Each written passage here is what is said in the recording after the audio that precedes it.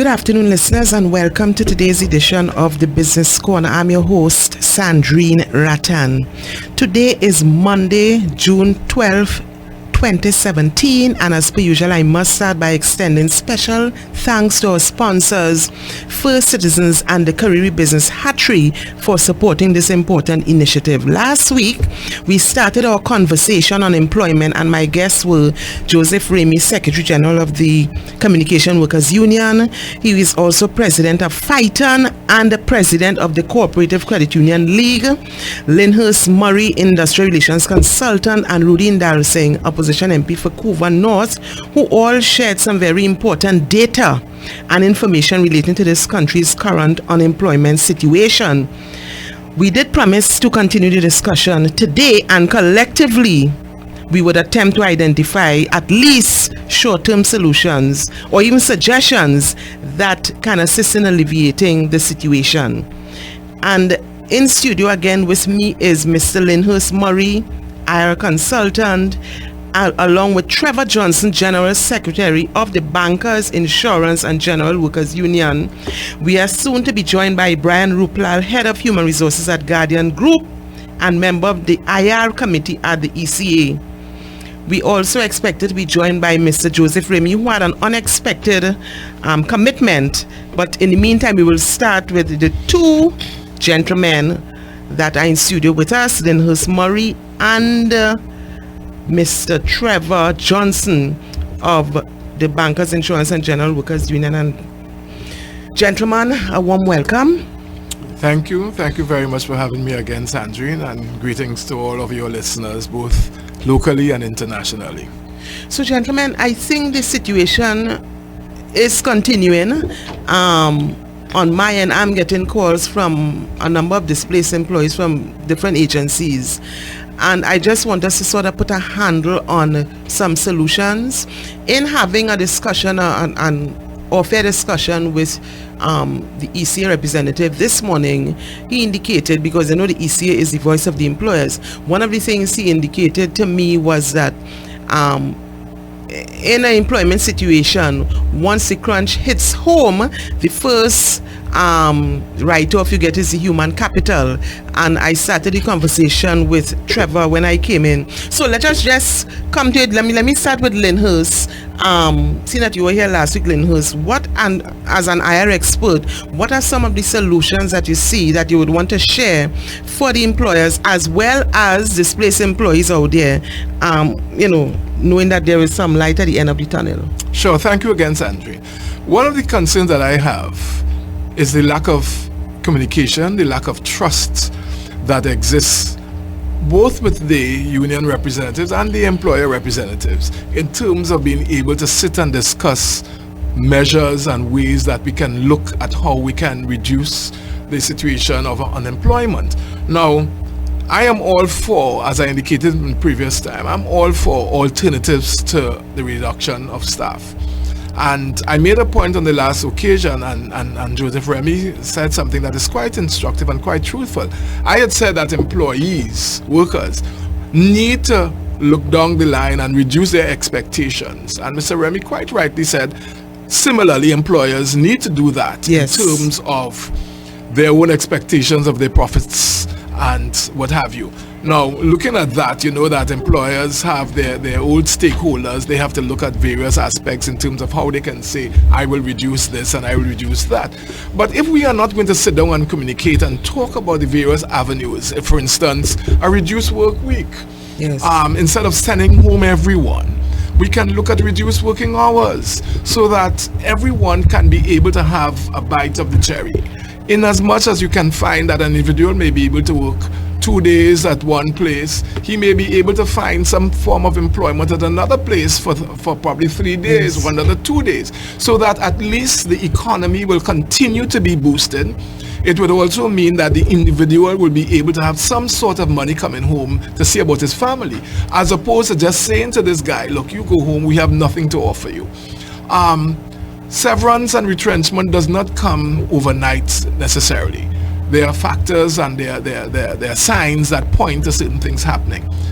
we need to be able to say as employers, I primarily represent employers. Yes. But because I represent employers, I have to understand what happens with the trade unions. Of course. And if we don't understand what is happening with the trade unions, and if we still have this fear of trade unions are human beings just like any one of us. Yes. And I do know that trade unionists tend to use their strength to sometimes intimidate and get what they want, but that's all part of the negotiating process. I have absolutely no problems with that.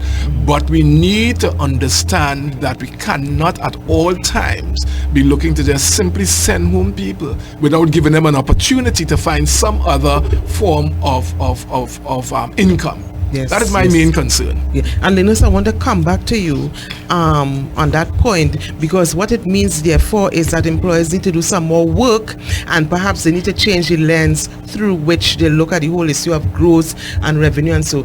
But it's interesting, it's an important time now to bring in Mr. Brian Rooplal, head of HR of the Guardian Group, yes, as well as member of the IR committee at the ECA. Brian, a warm welcome.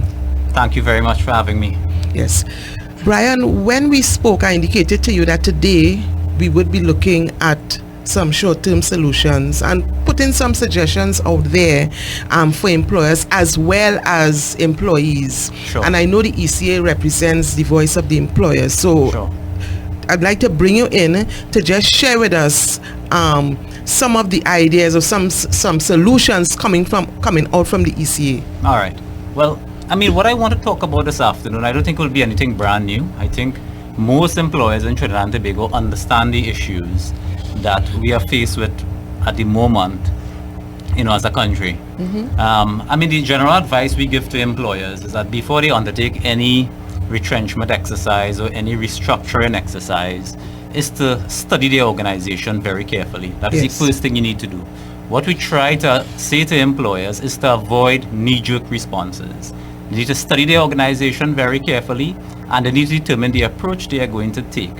Bearing in mind as well, you need to think long term. Yes. What is happening now in the economy, at some point in time, is going to turn around.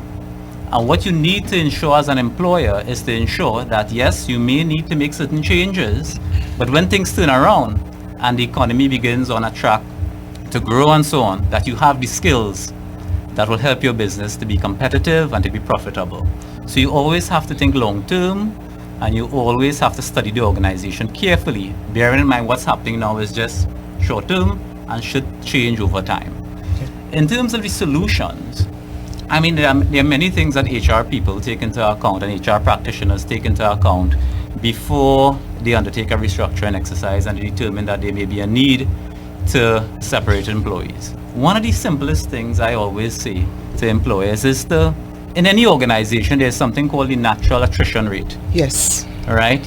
And that has to do with the people who in the organization who are going to retire within a particular period, people who leave voluntarily, right? Because of the natural attrition rate, what you find in an organization is that there are always persons who are leaving voluntarily, right? Due to retirement, due to resignations and so on. And one of the strategies an employer can do if they do a proper analysis of the attrition rate is, rather than send home other workers, is to look at those things that are happening and see where they can maybe relook the way they recruit, understanding that people may be leaving the organization and so on. And that may be a way to save jobs or save the jobs of those employees who are not yet ready to leave. That's one simple solution and one approach that an employer could take. So Brian, hold it up, because I'm hearing sort of the same sentiments being expressed by both Lindhurst and yourself. Sure. Let me bring Trevor in, and as I indicated, Trevor Johnson is the General Secretary of the Bankers Insurance and General Workers Union. Thank you. So Trevor, talk to us in terms of solutions, because I'm hearing quick fixes. Yes, well, thanks for the invitation again. And I think in terms of quick fixes, and I've heard what have been said, you know, by the employer side, but I think it really needs to start from a position of if one could say, building trust in terms of when you look at, for example, the government, approach to the recent economic challenges we have had. Some people say recession, some people say economic downturn, called by whatever term. When the government, the current administration I'm referring to, first came in, and we had challenges with organizations sending people home, they're on record as saying to people, hold your hand, don't let retrenchment be the first knee-jerk reaction. The term was used. But yet we are seeing the government now being the largest employer, and people do take their templates and the example from them, being the one. And you have had the issues of well, not directly from the government, but even how they choose to respond to it. ArcelorMittal, that is still up in the air 2 years, 2 years hence. And when we talk about retrenchment, it's easy to look at the headline, 1,000 workers, etc. What I always invite people to do is check 6 months down the line and look at some of the individual horror stories that have occurred. I mean, if you track the ArcelorMittal, including suicides and all kind of family issues, you have had the government action in terms of the tourism development authority in terms of its approach to that, where it was just like a few minutes before a cabinet meeting, the ministers attempting to call the union to indicate, well, we're going to close down GHRS and then Caroni Green. So GSL. All of these are areas where, to me, what you have gotten, even if it was some studied plan thing, but in terms of the, first of all, dialogue, because trade unions are always they're always quick to challenge trade unions. You're not willing to talk, whatever. But in all of those areas, one of the common threads coming through all those areas, the union or no union, there's no indication of any concerted dialogue with a trade union or workers' representative, because we do meet with the government, the Minister of Labour on a regular basis. That's the joint trade union movement, of which I represent, and I know the other federations, National Trade Union Centre and Federation of Independent Trade Unions, Python, would do as well. So this is an opportunity that the government has at a broad, umbrella level, to begin to attempt to deal with these issues and have that open dialogue. How can we address these situations? Because we are on record as presenting solutions, the Labour Economic Alternative Plan being one of them. So the trade unions and the trade union federations are on record as presenting recommendations and positive solutions to the government in an attempt for us to work through these things. And we're not seeing that we're not seeing enough evidence of that type of dialogue or furthering of that dialogue being engaged at the moment. But Trevor, I know government represents the state in terms of the whole public sector piece, but I think the retrenchment is happening in the private sector as well. And I just want to piggyback on what Brian said in terms of the knee-jerking responses. So is it then, and Lindhurst, you could bear me out on it too, is it then that employers need some kind of sensitization in terms of how to treat with the human capital? So for example, you would have your you would have your head count, good, you would have your recurrent expenditure, and you would have your staff expenses as one of the recurrent items. So is it then that employers need to do some more work in terms of analyzing and critically looking at their recurrent items and determine, perhaps, let me leave the human capital for maybe the last item, and look at the other areas where perhaps you could cut. You can cut down on overtime, for instance. That's one of the areas in which you could do it. But I just want to add something to what the colleague said here on the trade union side as it relates to having the dialogue with trade unions, and also not just trade unions but also the workers involved. Yes. The Industrial Relations Act, as well as the Retrenchment and Severance Benefit Act, has a procedure that allows for consultation between the employer and the individual workers and or trade union before any employer undertakes a retrenchment exercise. And you have to look at the consultation and what is the purpose of that consultation. It's not just simply to satisfy the courts or the minister that you would have had consultation. The purpose of that consultation is for the parties to sit around a table like this and have a discussion, a constructive discussion based on the sharing of information and so on as to, okay, this is the challenges the company and the employer is facing. Yes. How it is we can get through these difficult times. What are the solutions? What ideas you have that can assist us? And that is so important. And if it is, and to my mind, if it is employers were to go about that process of consultation in the true sense, and in the manner it was designed to be conducted, you would find that employers may not have to retrench workers, may not have to send home the amount of workers they are sending home, but they may be able to find solutions that both parties would agree to, and they can implement in the organization that will ultimately redound to the benefit of the enterprise. Yeah. So Lindhurst, well, I'm not bringing you in. Is it Lindhurst then that we need to be more collective dialoguing needs to happen? Well, let's understand something. The aspect about the dialoguing is important, but long before you do that, the workers know what is happening in the organization. They are the ones at the bottom of the level. They know what is happening with productivity. And I have always maintained, part of the problem is not so much those people who have gone, but those are the people who have stayed behind. Because a lot of morale has been lost, a lot of fear has been built in, and as a consequence of that, productivity is going to drop. So if you are really saying as an employer, I want to maintain my business to run in a particular manner, when you send home 10 people and 15 people stay behind, or 5 people stay behind, and they say, well, that was my good friend, we work together all the time. I know this one was doing this and that and the other. But they also understand where the management in individual departments or overall were not acting in a proper manner. And probably some of those managers are the ones who ought to have gone home. So Lindhurst, let me stick up in. If the communication was crisp and humane enough, then those who remain would have a different mindset and would feel a little bit more comfortable. Let me bring Trevor in on that.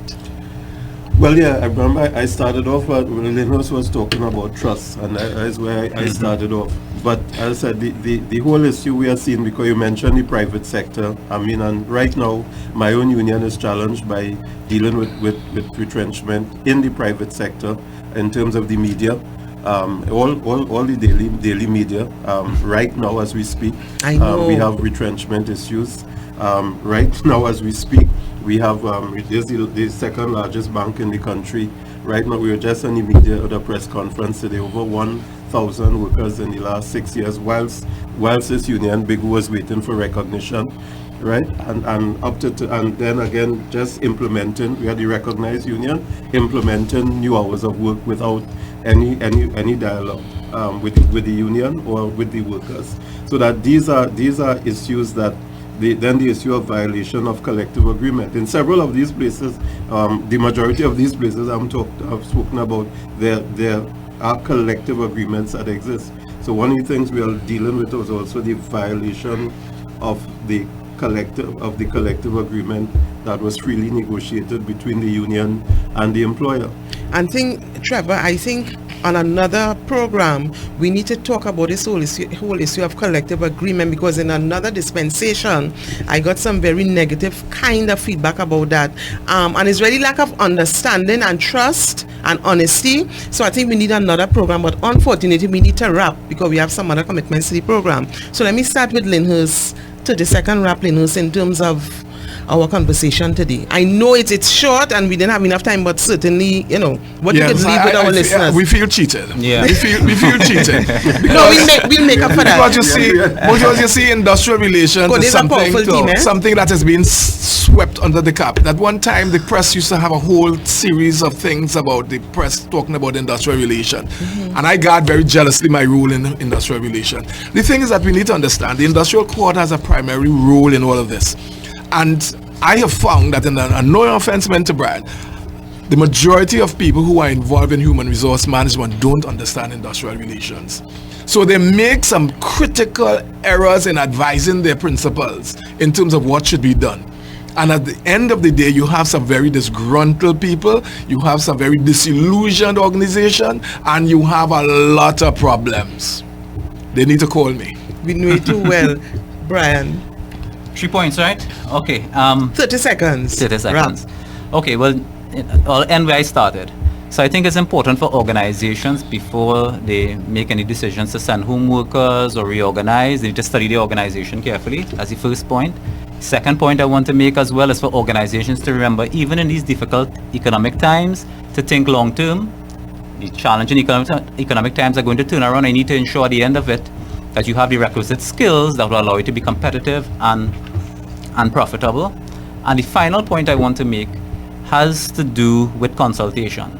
Having the necessary dialogue with the trade union, who may be a partner, with your individual workers, is very important in arriving at solutions to the difficult challenges that may be facing the enterprise. Thanks, Brian. Trevor? Yeah, retrenchment, I think we have to recognize there's nothing positive about retrenchment for a worker. At the end of the day, I mean, you're taking away their property, their job, which is their property. Some workers, it may sound radical, even see retrenchment as almost like a terrorist act visited upon them. That is how strongly they feel about it. And therefore, the last thing is we have to begin to, especially multinational companies, especially coming into Trinidad, yes, they may bring, capital, etc., but respecting of the labor code and recognizing that Trinidad and Tobago is a member state of the International Labor Organization. Companies coming in, these big Canadian banks, etc., they must be made to respect and understand that there are labor laws, and they need to be made to understand that and be guided, whether it's retrenchment or other issues within the world of work.